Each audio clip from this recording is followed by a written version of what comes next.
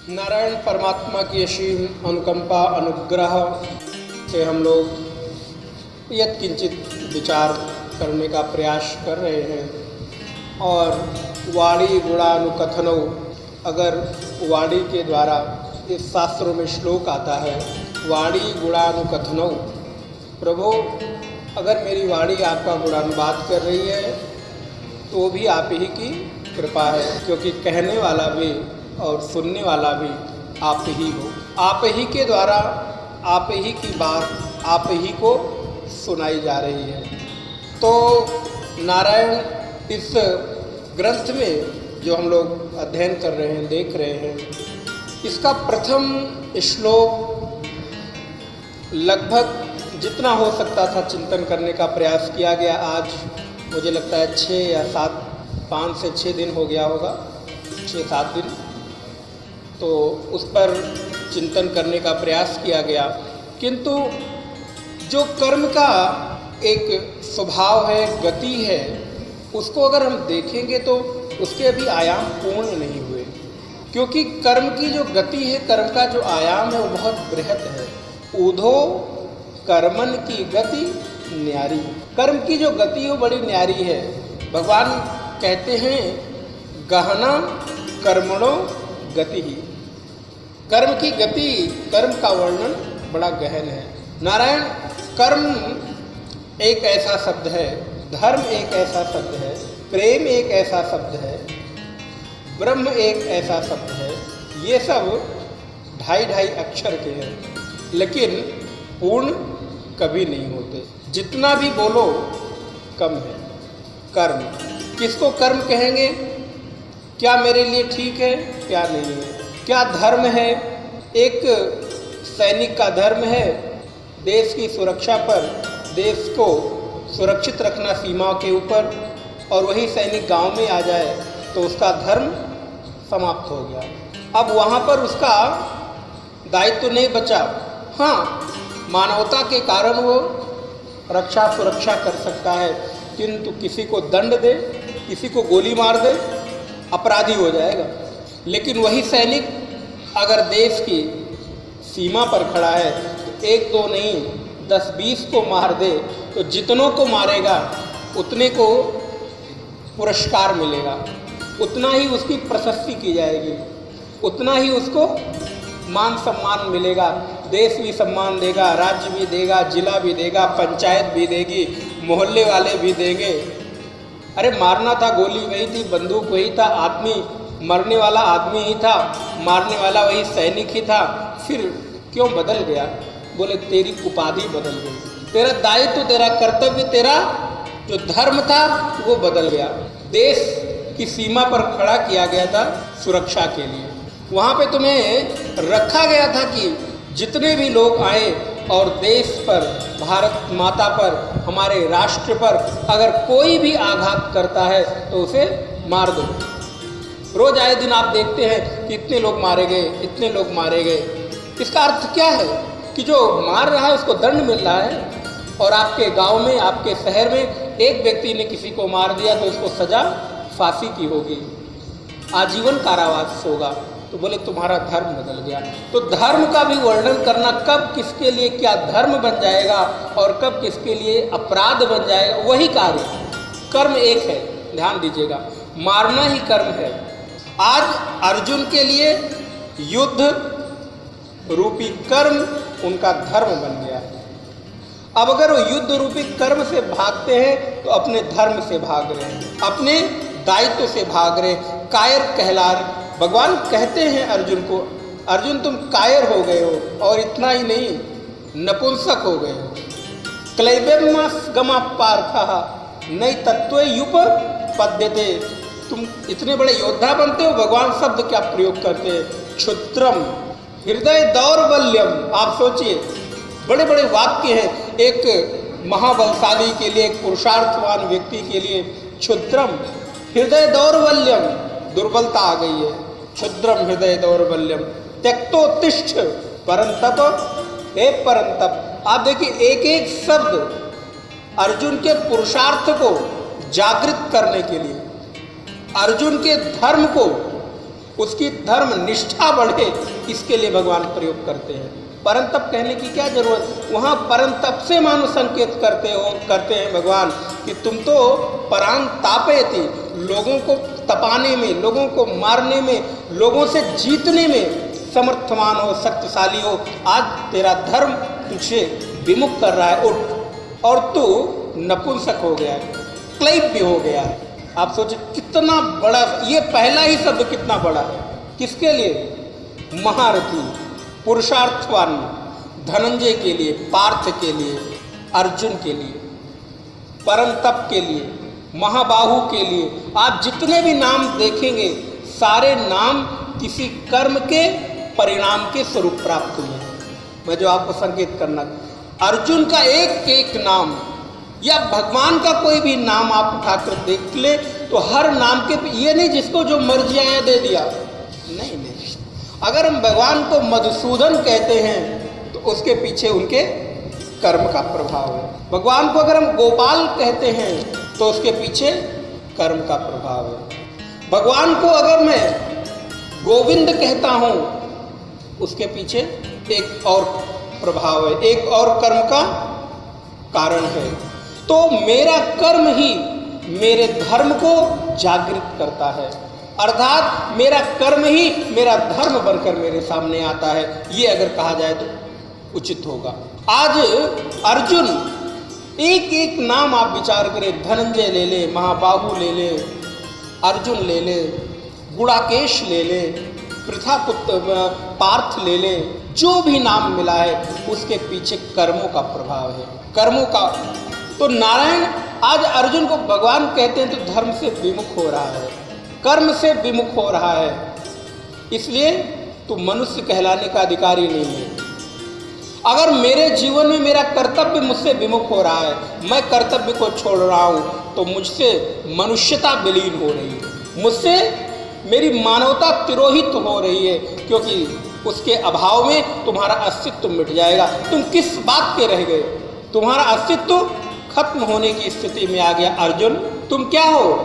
क्लैब्य हो, जिसका कोई आप विचार करके देखें, जो इस तरह के लोग होते हैं उनको मैं किस दृष्टि से देखता हूँ, मानवता में उनका कितना योगदान है, किसी भी क्रांति में, किसी भी परिवर्तन में, समाज के किसी भी कार्य में उनका कितना बड़ा योगदान है। किसका? क्लैब्य का, नपुंसक का। वो नपुंसकता शारीरिक नहीं मानसिक हो, वो नपुंसकता ज्ञान की हो, ज्ञान शून्य व्यक्ति, शरीर शून्य व्यक्ति, विकलांग व्यक्ति। चलो नपुंसक सब सुनने में अगर अच्छा नहीं लगे, विकलांग रख लो। विकलांग व्यक्ति, चाहे वो मन से विकलांग हो, चाहे देह से विकलांग हो, चाहे बुद्धि से विकलांग हो, कर्तव्य से विकलांग हो, अपने धर्म से विकलांग हो गया है, अपने विचारों से विकलांग हो गया है, उसका समाज में कोई अस्तित्व नहीं, कोई स्थान नहीं। अर्जुन तू भी उसी तरफ बढ़ रहा है। बढ़ना नहीं चाहिए तेरे को, तेरे अंदर मैं संभावनाएं देख रहा हूं। उठ, त्यक्तोत्तिष्ठ, त्याग दो और उत्तिष्ठ, खड़े हो जाओ। नारायण ये वाक्य ऐसा है जैसे कोई व्यक्ति बैठा हो और बिना बताए एक इंजेक्शन लेकर आओ और डॉक्टर की तरफ नब्ज वगैरह देख के, नाड़ी वगैरह देख के नहीं, जहां मर्जी आए वहां ठोक दो, जैसे पशुओं को ठोकते हैं ना, बड़ा बड़ा इंजेक्शन, मोटा इंजेक्शन, लंबा। नारायण वो जो डॉक्टर उसको लगाता है, एक बार उसको लगा के देखा जाए ना तो शायद दूसरे दिन फिर इंजेक्शन लगाना छोड़ देगा। कितनी क्रूरता के साथ लिया और मार दिया। तो ये ऐसा ही है कि भगवान एक बिना देखे, बिना विचार किए मानो, लेकिन भगवान के किसी कार्य के पीछे विचार का अभाव नहीं है, ये नहीं समझना। लेकिन मानो अर्जुन को जागृत करने के लिए, उसकी बेहोशी को जगाने के लिए भगवान ने ऐसे शब्द का प्रयोग किया जैसा कि एक बड़ा इंजेक्शन किसी को लगाया जा रहा हो। एक पुरुष को, वो भी पुरुषार्थी को, बलवान को, हृष्ट पुष्ट को, जिसके समाज में आदर्श हो, जो समाज में बहुत बहुयामी व्यक्तित्व के रूप में प्रख्यात हो, उसको भरी सभा में, और कहाँ कह रहे हैं भगवान? अकेले कह रहे हैं क्या? कमरे के कोने में कान में कह रहे हैं क्या?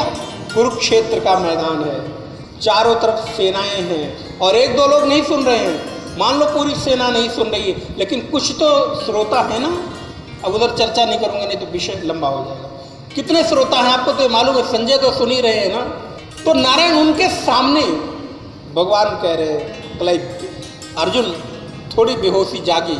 अरे लेकिन नारायण, जब मैं कर्तव्य विमुख होता हूँ, ध्यान रखिएगा, जब मैं पलायनवादी हो जाता हूँ, जब मैं अपने कर्म से विमुख होने के लिए, कर्तव्य विमुख होने का मन के अंदर भाव जागृत हो जाता है, तो कोई भी औषधि तुरंत काम नहीं करती।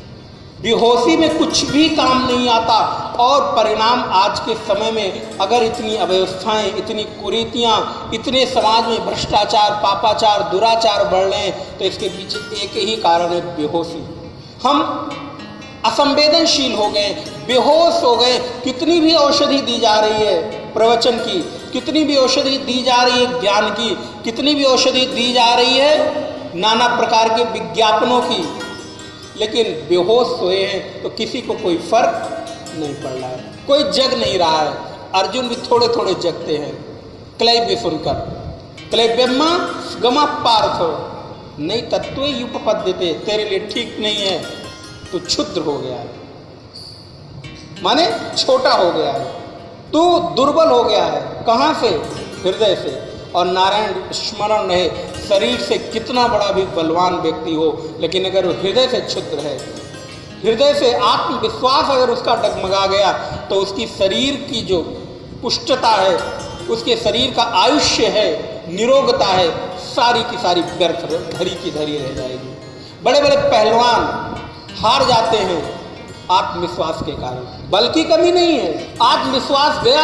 आपकी देखने की ये जो शरीर दिखाई दे रही, सब का सब दरार है, तो इसकी कीमत नहीं है, कीमत है आपके आत्मविश्वास की। आप अपने धर्म में कितने निष्ठ हैं, आप अपने कर्म के प्रति कितने जगे हुए हैं, कितने सचेत हैं, कितने संवेदनशील हैं। तो अगर धर्म से विमुख हुए तो मैं नष्ट हो जाऊंगा, मेरी मानवता में कोई भी योगदान ना होगा। और नारायण स्मरण रखें, हम अगर समाज को कुछ भी देते हैं तो वो सिर्फ और सिर्फ अपने कर्मों के आधार पर देते हैं, अच्छा या बुरा। आपने अच्छा दिया तो भी आपका कर्म, आपने बुरा दिया तो भी आपका कर्म। तो नारायण भगवान कहते हैं, अर्जुन तेरे लिए उचित नहीं है। वही बात यहाँ कही गई कि तुम्हारा कर्म तुम्हारे लिए पतन का कारण बनेगा। क्यों बनेगा? क्योंकि कर्मों की जो श्रृंखला है वो अनंत है। प्रथम श्लोक में क्या कहते हैं कि कर्तुराज्ञया, कर्ता की आज्ञा से, महाकर्ता की आज्ञा से प्राप्यते फलम, फल मिल रहा है। लेकिन कर्म किम परम, कर्म तज्जडम, कर्म जड़ है। क्यों जड़ है? क्योंकि कर्म खुद को नहीं जानता। मेरे किए गए का मेरा क्या प्रभाव है, मुझे क्या फल है, नहीं मालूम। कर्म हुआ, कर्म स्वयं मिट गया, उसको स्मरण कौन रखेगा? कोई तो हो जो आपके कर्मों को, आपके किए गए को याद रखे, स्मरण रखे, और फिर जरूरत पड़ने पर, आवश्यकता पड़ने पर तद अनुरूप आपको फल दे। वो है परमात्मा। और एक चीज और स्मरण रहे, वो ऐसा हो जो चैतन्य हो, क्योंकि स्मरण रखने वाला कोई जड़ नहीं हो सकता।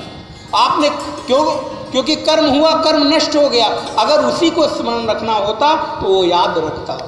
लेकिन कर्म हुआ है तो कर्म का लेखा जोखा रखने वाला, कर्म को जानने वाला, कब कितना, कब कैसे, कहाँ फल देना है, उसके लिए कोई चैतन्य की आवश्यकता होगी। और कर्म स्वयं में जड़ है। तो जड़ और चैतन्य किसे कहते हैं? आप सुनते रहते होंगे।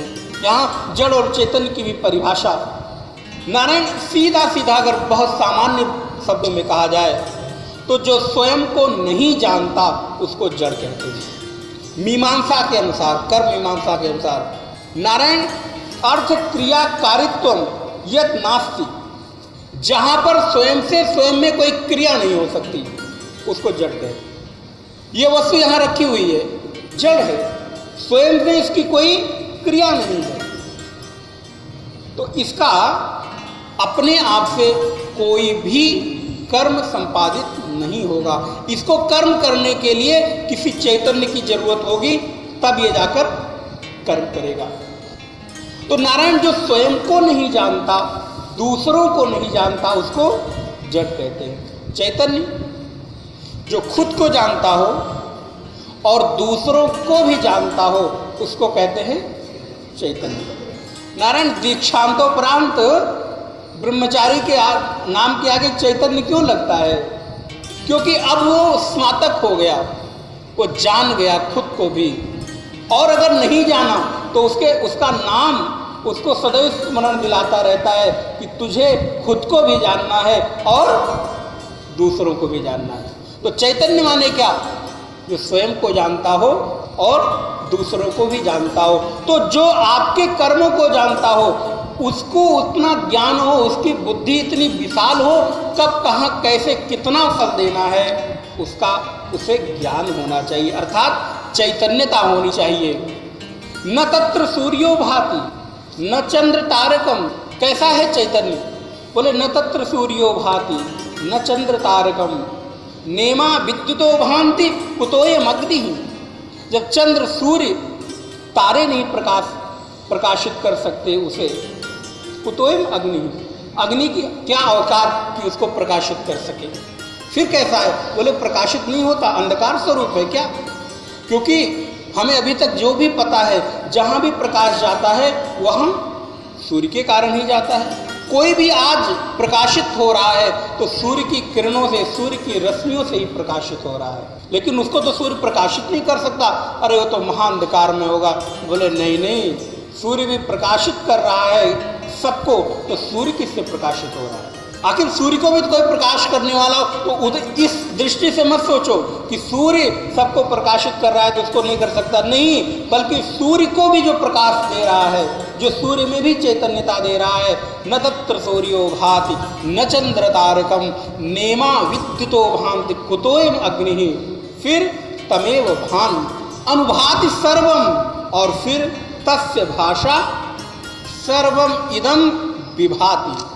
स्वयं विभाति अन्यान अपि विभाव्यते। स्वयं भी विभावित होता है, स्वयं भी प्रकाशित होता है और दूसरों को भी प्रकाशित करता है। ये कौन है? बोले चैतन्य है। और जो स्वयं को नहीं जानता वो जड़ है, कर्म स्वयं को नहीं जानता, और कर्म का फल खुद को कैसे दे सकता है? इसलिए उसको फल देने के लिए एक महाप्रकाशक की, एक महाचैतन्य की जरूरत है। इसलिए कहते हैं कर्म किम परम कर्म तज्जडम। जडम कहने का तात्पर्य क्या है? कि कर्म स्वयं को नहीं जानता, हमें क्या फल चाहिए स्वयं को नहीं जानता।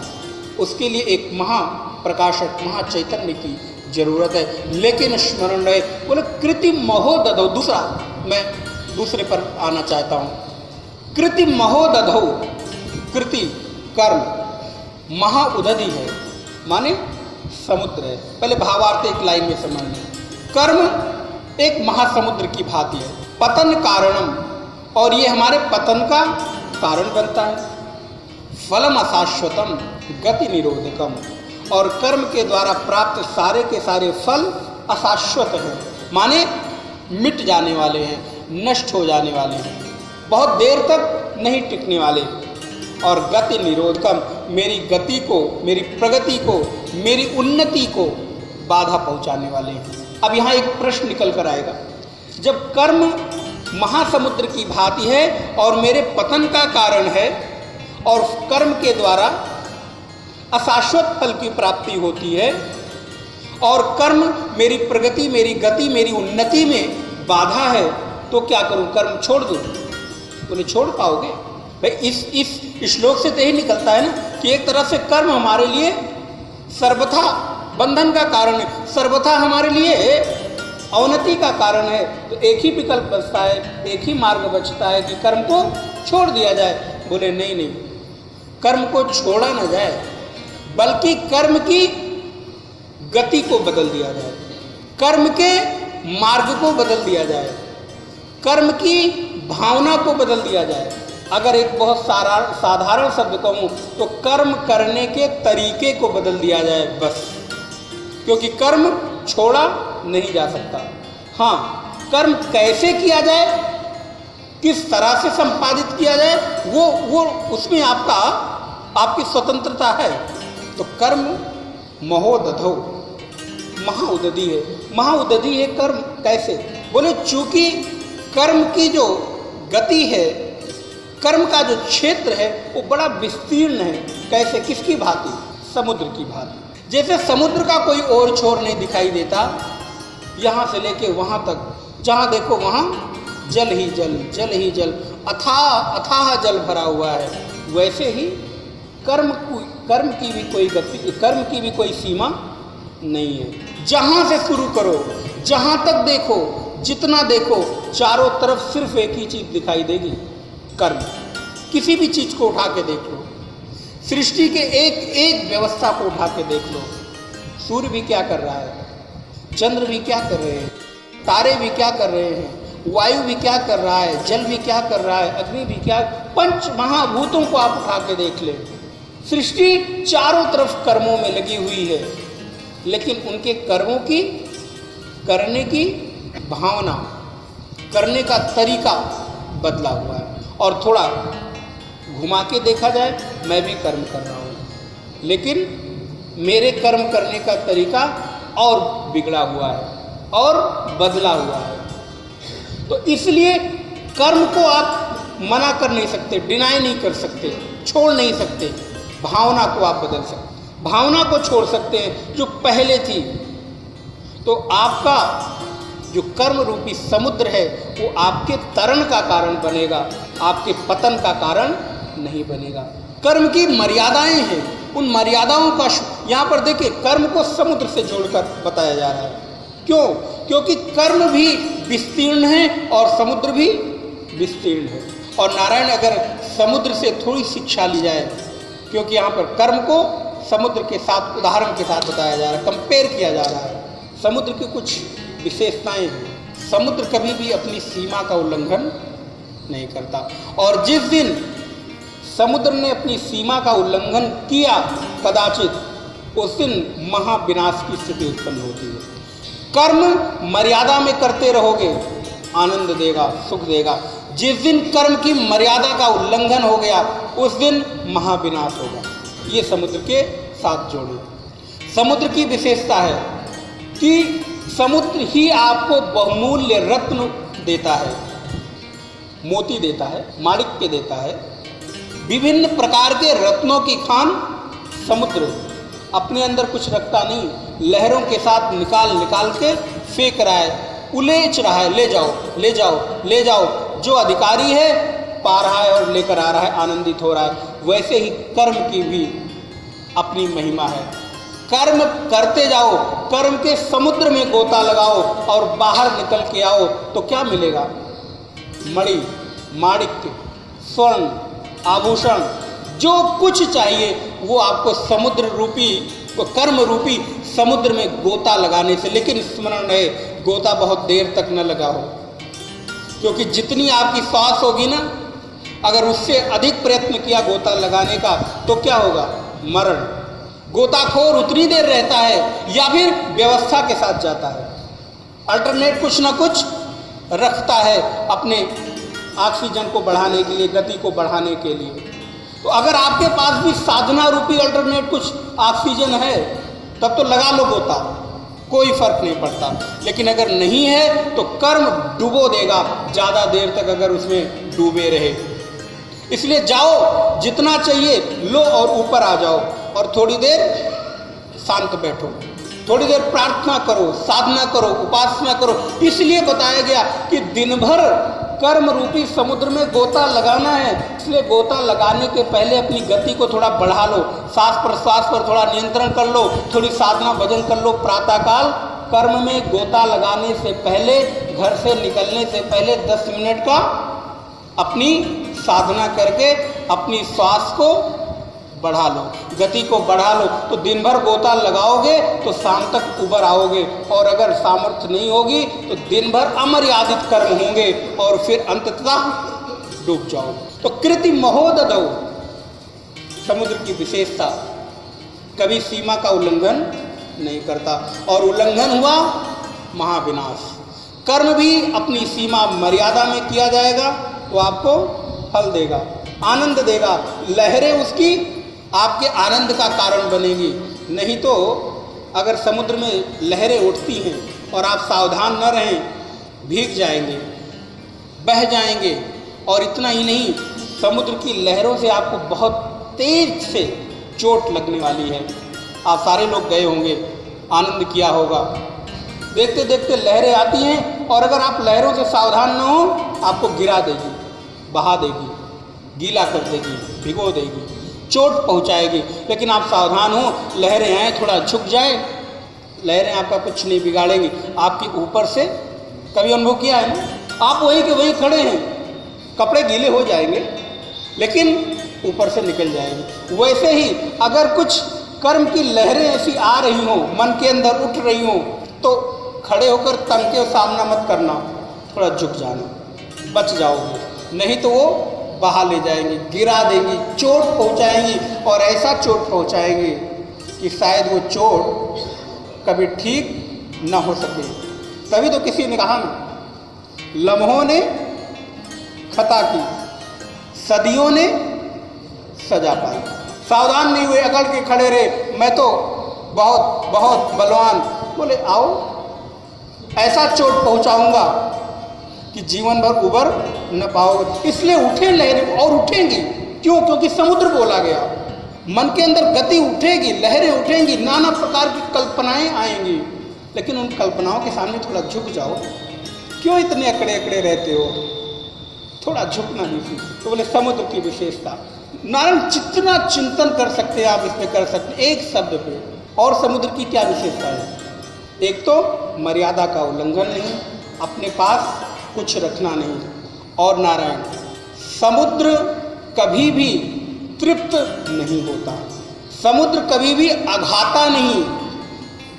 संसार की, विश्व की समग्र नदियां, समग्र सरिताएं, समग्र तालाब, कुएं, बावड़ी, जो भी हो सकता है, उसको तो छोड़ो, आपके आंख से निकला हुआ एक अश्रु भी, वो भी समुद्र में ही जा रहा है। आपके घर में निकलने वाला पानी भी टोटी से, नल से, वो भी समुद्र में भी जा रहा है। लेकिन समुद्र ने कभी भी नहीं कहा कि मैं तृप्त हो गया, भर गया, बस बस बस करो। अगर समुद्र भर जाएगा तो होगा क्या? सोचो। समुद्र अगर कह दे नहीं अब मुझे जल नहीं चाहिए, मैं बहुत हो गया, इतने सालों से लेता हुआ जा रहा हूँ, अरे कुछ तो रहम करो, कुछ तो कृपा करो, कितना पीऊँ? आप बड़े प्यासे हो, 2 गिलास नहीं 3 गिलास, आप रहम करो, बस बस हो गया, भर गया। 3 गिलास, 4 गिलास, 5 गिलास। समुद्र भी कह दे बस करो, इतने सालों से पी रहा हूँ, इतने लोगों का पी रहा हूँ, नानाविध स्वाद है। कोई रुआवजा डाल के पिला रहा है, तो कोई अल्कोहल डाल के पिला रहा है। क्या है? गंगा को दूषित कर रहे हो, परिणाम कहाँ जा रहा है? नाना प्रकार के नाले जा रहे हैं, नाना प्रकार की गंदगी। क्या है? अल्कोहल है। लेकिन नारायण, चाहे अल्कोहल पिलाओ, चाहे रुआवजा पिलाओ, चाहे केवड़ा पिलाओ, चाहे खस पिलाओ, और चाहे गुलाब जल पिलाओ, ठीक है, आनंद है। मैं पूर्ण नहीं होता, अघाता नहीं। कर्म कभी अघाता है क्या? कर्म कभी पूर्ण होता है क्या? जीवन भर इतने कर्म करते गए, आज तक कर्म किए, इतने साल हो गए, 20 साल, 50 साल, 60 साल, 80 साल के, अब मत करो कर्म, रुक नहीं सकते। क्यों? क्योंकि कर्म का जो पेट है ना, बहुत बहुत विस्तीर्ण है, कभी भरने वाला नहीं है। तो कर्म नदी उदधि समुद्र अपनी मर्यादा का उल्लंघन नहीं करता, अपने अंदर कुछ रखता नहीं, बहुत बहुमूल्य बहुमूल्य वस्तुएं देता है और कभी भी किसी को अपने पास आने से मना नहीं करता, रोकता नहीं। ये सारी की सारी विशेषताएं कर्म में। कर्म से भी, कर्म में भी अगर मर्यादा होगी, आनंद देगा। लहरों के साथ खेलो, एंजॉय करो, जैसे समुद्र में करते हैं।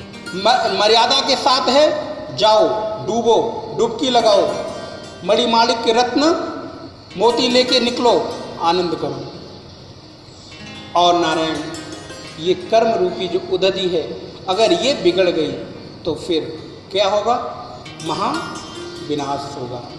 एक बार समुद्र अपनी मर्यादा तोड़ता है, सालों साल उस देश प्रदेश को अपने आप को संवारने में लग जाता है। सदियों तक, वर्षों तक, दशकों तक उस महाविनाश का, उस प्रलय का प्रभाव रहता है। एक बार महासुनामी आती है, कितने कितने वर्ष लग जाते हैं देश के देश खाली हो जाते हैं, द्वीप के द्वीप डूब जाते हैं। अगर एक बार मर्यादा टूटी कर्म की, और नारायण स्मरण रहे, मर्यादा एक बार ही आपको बचाती है। अगर एक बार टूटी तो 2 बार टूटेगी, फिर 3 बार टूटेगी, फिर 10 बार टूटेगी, और फिर वो टूटती ही जाएगी। क्योंकि एक बार टूट गई तो फिर कोई सीमा नहीं होगी, कोई अंत नहीं होगा। जब तक सीमा है तब तक ही है। इसलिए ध्यान रहे, पहली ही मर्यादा न टूटने पाए। क्योंकि अगर आपने एक बार किया, फिर दूसरी बार, फिर तीसरी, क्योंकि अब कोई बाउंडेशन नहीं रही, कोई बाउंड्री नहीं रही ना। इसलिए अगर पहली बार रुक गई तो रुक गई। एक बार आप गलती करते हो तो गलती होती है, दोबारा अगर आप करते हो तो आपकी आदत बन जाती है। एक बार गलती पश्चाताप है, लेकिन दोबारा गलती आपकी आदत का परिणाम है, उसका फिर कोई पश्चाताप नहीं, वो फिर आप कर रहे हो, हुई नहीं। इसलिए कर्म की मर्यादा का स्मरण, एक बार अगर टूटा, एक बार, तो आपको कहाँ बहा कर ले जाएगा। समुद्र में आप गिरोगे, कहाँ मिलने वाले हो, खो जाओगे। वैसे अगर कर्म रूपी उदधि में गिरे, खोए, तो कहाँ डूबोगे, कहाँ उतरोगे, कहाँ निकलोगे, कोई पता नहीं। एक बार डूब के ले आओगे बहुत सारा माल, तो निकलोगे तिहाड़ में। शायद उन्हीं लोगों के लिए बनाई गई होगी जो बहुत डूबकर लेकर आते होंगे, उन्हीं लोगों से भरी पड़ी है। जीवन का अंतिम समय जो आनंद का होता है, जो बच्चों के साथ रहने का होता है, जो जीवन भर कमाया था, उस कमाए हुए वैभव का, उस कमाए हुए यश मान प्रतिष्ठा के भोग का होता है, वो हम मर्यादा टूटने के कारण लुप्त हो गए, कोई जानने वाला नहीं, बह गए। अब और नारायण तीसरी बिंदु अगर इस पर चर्चा करें तो हर सरिता का, हर जल की बूंद का, हर एक जल के कण का लक्ष्य समुद्र ही है। वहीं जाकर वो शांत होती है। इसलिए छोटा सा भी कर्म आपको तभी शांति प्रदान करेगा, तभी आपके लिए उन्नति का कारण होगा, जो तीसरे श्लोक में बताया जाएगा। वहाँ पर मैं आपको चर्चा करूँगा। कब देगा, कैसे देगा, क्योंकि हर एक बिंदु का लक्ष्य क्या है, सिंधु। वैसे मेरे हर एक कर्म का अंतिम पर्यवसान, अंतिम परिणति कहाँ हो, तीसरे श्लोक में बताएंगे। और सरिता सिंधु में समाएगी, कर्म भी मेरा परमात्मा में समाएगा। क्योंकि परमात्मा क्या है, समुद्र की भांति है, वो चले जाएगा, आपको कोई फर्क, लेकिन कब, जब उसमें आकर समा जाए। और अगर एक बार टूटा तो फिर उबरने का नाम नहीं होगा। एक दृष्टांत आपको सुनाता हूँ, शायद कभी सुनाया हो। एक कलाकार हुआ, उसको एक सुंदर पेंटिंग बनाने का मन हुआ, एक सुंदर चित्र बनाऊंगा। कहाँ से बनाऊं, क्योंकि कलाकार की भी कोई अपनी कल्पना नहीं, कहीं न कहीं से कुछ तो देखता है, कुछ उसमें ऐड करता है। एक सुंदर पेंटिंग बनाने, किसका, तो बोले हंसता खिलखिलाता मुस्कुराता हुआ चेहरा हो, उसकी पेंटिंग बनानी है, चित्र बनाना है। क्या करूं, खोज प्रारंभ की। एक मित्र के घर में चाय पर गया, देखा रे इसका बालक तो इतना सुंदर है, घुंघराले बाल हैं, नेत्र सबका सब बड़ा, अब इससे बेहतर मेरी आज पूरी हो गई खोज, इससे अच्छी कोई चित्र मिलेगा नहीं बनाने के लिए। नारायण उसने शुरू किया और बालक का चित्र बनाता गया और बनाने के बाद पूर्ण हो गया, काम खत्म। साल 2 साल 5 साल 10 साल 20 साल बीते, फिर उस कलाकार के मन के अंदर पता नहीं क्या भाव आया, अब मैं एक ऐसी चित्र बनाना चाहता हूँ, एक ऐसी कलाकृति करना चाहता हूँ जो इस विश्व का पापी, जितना भी बड़ा पापी हो सकता है, उसके चेहरे पर जितना भयानक भाव आ सकता है, उसको मैं बनाना चाहता हूँ। माने एक चित्र कृष्ण का बनाया, अब मैं दूसरा चित्र कंस का बनाना चाहता हूँ। बचपन में चित्र मैंने राम का बनाया और अब मैं रावण का चित्र बनाना चाहता हूँ। खोज प्रारंभ हुई, कहाँ से लाऊं, और नारायण करते करते मन के अंदर विचार आया कि ऐसे भयानक दृश्य वाले लोग समाज में तो नहीं, तिहाड़ में ही मिलेंगे। जेल की तरफ यात्रा किया और नारायण देखते देखते एक व्यक्ति के ऊपर जाकर दृष्टि रुक गई। देखते ही ठटका, अरे बस बस, अब ये भी खोज मेरी पूरी हुई। उससे निवेदन किया, मैं तुम्हारा चित्र बनाना चाहता हूँ। ठीक है, बनाओ। ब्रश उठाया, रंग उठाया, कागज उठाया, बनाना शुरू किया। और नारायण जैसे ही देखा कि ये बनाने की इसकी जो गति है, बनाने की जो इसकी स्थिति है, तरीका है, उस कैदी को याद आ गया। वो तो स्मरण, अरे आप वही हो ना, आपने जो बचपन में एक चित्र बनाया था। कलाकार ने कहा हाँ, लेकिन तुम कैसे जानते हो? बोले बचपन में भी जो तुमने एक चित्र बनाया था, एक कलाकृति उकेरी थी कागजों के ऊपर, वो भी मैं ही था। और आज भी जो तुम कलाकृति उकेर रहे हो, वो भी मैं ही हूँ। उसको बड़ा आश्चर्य हुआ कलाकार को, अरे क्या हुआ, कैसे? बोला मेरा कर्म बिगड़ गया, मेरी गति बिगड़ गई, मेरी मर्यादा टूट गई, और उस मर्यादा का परिवसान आज यहाँ पर हो रहा है। पहले क्या था? पहले विश्व का सर्वोत्तम सर्वश्रेष्ठ सुंदरता का उदाहरण था, आज कुरूपता का, भयानक दृश्यता का उदाहरण बना है। किस कारण? कर्मों के कारण। पुराणों में आपको मिलेगा उदाहरण, अजामिल की कथा सुनी होगी। कितना विद्वान है, पंडित है, ब्राह्मण है, आचार्य है, अग्निहोत्र करता है। एक गति बिगड़ी, जंगल गया, वहां देखा एक स्त्री कुछ पुरुषों के साथ रमण कर रही है। नारायण गति बिगड़ी, मर्यादा टूटी। और मर्यादा कहाँ तक टूटी आपको सारी कथा पता, सब कुछ नष्ट हो गया। भागवत का महात्मा का कथा, आत्मदेव नामक ब्राह्मण है, गौकर्ण भी जन्म लेता है और धुंधुकारी भी जन्म लेता है। धुंधुकारी का कर्म बिगड़ा, गति बिगड़ी, मर्यादा टूटी, 5 वेश्याओं को घर में लाके रख लिया। क्या हुआ? चारपाई से रस्सी से बांधा गया, मुंह के अंदर गरम गरम अंगारे डाले गए, मार दिया गया। गति क्या हुई? प्रेत बन के आया। दूसरा, गौकर्ण, सुंदर गति हुई कर्मों के कारण। पिता का उद्धार हुआ गौकर्ण के कारण। पिताजी आप जंगल में जाओ, भागवत के 10वें स्कंद का पाठ करो, आपकी मुक्ति हो जाएगी। और वही गौकर्ण आकर अपने ही भाई धुंधुकारी का उद्धार करता है, भागवत की कथा सुनाता है। एक भाई प्रेत बनता है, दूसरा भाई उसके उद्धार का कारण बनता है। गौकर्ण जी कहते हैं, देहे स्थिवांस रुधिरे विमतिं त्यजत्वं जाया सुतादिषु सदा ममतां विमुच्य पश्यानिशं जगदिदं क्षणभंगनिष्ठं वैराग्यरागरसिको भवभक्तिनिष्ठः। हे पिताश्री, आप देखो, ये क्षण भंगुरता को निहारो। क्षण भंगुरता में मन जाके रुक जाए, और जब मन जाके क्षण भंगुरता में रुक जाएगा तो वो मेरा अभीष्ट नहीं बनेगा, उसका मैं परित्याग कर दूंगा। और फिर वैराग्य राग रसिको भव भक्ति निष्ठा, वैराग्य के रस में रमण करेंगे, आनंद होगा।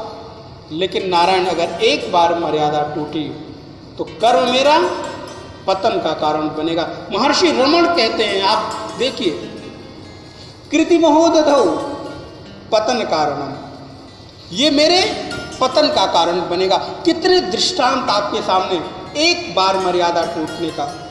तो स्मरण रहे, हमारे जीवन की भी एक मर्यादा है, वहां तक पहुंचो, जाओ, बाउंड्री छू के वापस आ जाओ, कोई बात नहीं। अगर बहुत मन नहीं मानता, बाउंड्री तक पहुंच जाओ, बाउंड्री पे थोड़ा धक्का भी दे दो, थोड़ा छू लो, थोड़ा जोर लगा दो, लेकिन बस टूटने न पाए, उसमें दरार ना आने पाए, क्योंकि दरार आएगी तो उस तरफ का दृश्य दिख जाएगा। जैसे ही छेद हुआ उधर दृश्य दिखा, और दृश्य दिखा नहीं कि मति बिगड़ी नहीं। इसलिए दरार तक ना आने पाए, जोर जितना लगा लो उतना ठीक है, चलेगा, क्योंकि मनुष्य है, लहरें उठेंगी, और लहरें फिर कई बार धीमी भी होती हैं, कई बार तेज भी होती हैं। इसलिए इस द्वितीय श्लोक के प्रथम लाइन पर, प्रथम चरण पर हमने विचार किया, कृतिमहो दधौ, कर्म समुद्र की भांति है। पतन कारणम, मेरे पतन का कैसे कारण बनता है, इस पर थोड़ा हमने विचार किया।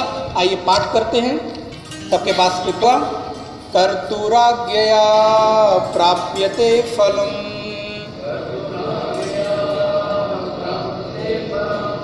कर्म किं परम कर्म तज्जडम्, कृतिमहो दधौ पतन कारणम्, फलम शाश्वतं गति निरोधकम्, ईश्वरार्पितं नेक्षया कृतम्, चित्तशोधकं मुक्तिसाधकम्, ईश्वरार्पितं नेक्षया कृतम्, चित्तशोधकं मुक्तिसाधकम्, ईश्वरार्पितं नेक्षया कृतम्, चित्तशोधकं मुक्तिसाधकम्। आपको लग रहा होगा बार बार मैं इसी को क्यों बुलवा रहा हूँ। ये आपकी औषधि दवा है, तो दवा को एक बार खाने से काम बार बार खाना है, और इसलिए इसको खाना ही नहीं, रट लेना है, घोल के पी लेना है। हो सकता है खाते समय थोड़ी बड़ी हो तो निकल जाओ, फिर ना निकल पाओ, नीचे निकाल दो, बाहर निकाल दो, इसलिए इसको घोल के पीना, क्योंकि ये औषधि है। इतने दिनों के व्याख्यान की औषधि ये श्लोक है, इस पर हम लोग कल विचार करेंगे। कर्तुराज्ञया प्राप्यते फलम, कर्तुराज्ञया प्राप्यते फलम, कर्म किं परम कर्म तज्जडम्, कृतिमहो दधौ पतन कारणम्, फलम शाश्वतं गति निरोधकम्, ईश्वरार्पितं नेक्षया कृतम्, ईश्वरार्पितं नेक्षया कृतम्, चित्तशोधकं मुक्तिसाधकम्, चित्तशोधकं मुक्तिसाधकम्। ओम पूर्णमदः पूर्णमिदं पूर्णात् पूर्णमुदच्यते पूर्णस्य पूर्णमादाय पूर्णमेवावशिष्यते। ओम शांति शांति शांति। हरिः ओम। श्री गुरुभ्यो नमः। हरिः ओम।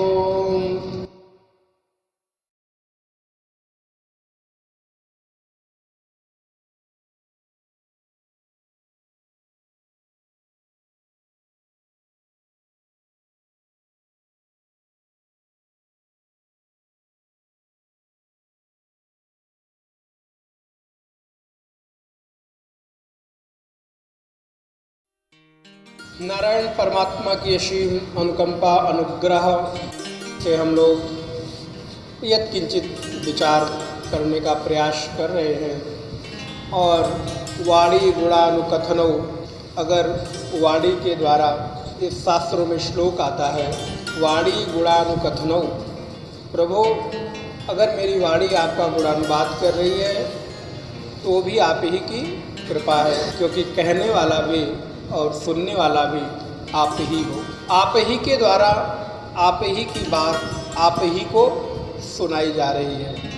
तो नारायण इस ग्रंथ में जो हम लोग अध्ययन कर रहे हैं, देख रहे हैं, इसका प्रथम श्लोक लगभग जितना हो सकता था चिंतन करने का प्रयास किया गया। आज मुझे लगता है 6 या 7, 5 से 6 दिन हो गया होगा, 6-7 दिन। तो उस पर चिंतन करने का प्रयास किया गया, किंतु जो कर्म का एक स्वभाव है, गति है, उसको अगर हम देखेंगे तो उसके अभी आयाम पूर्ण नहीं हुए, क्योंकि कर्म की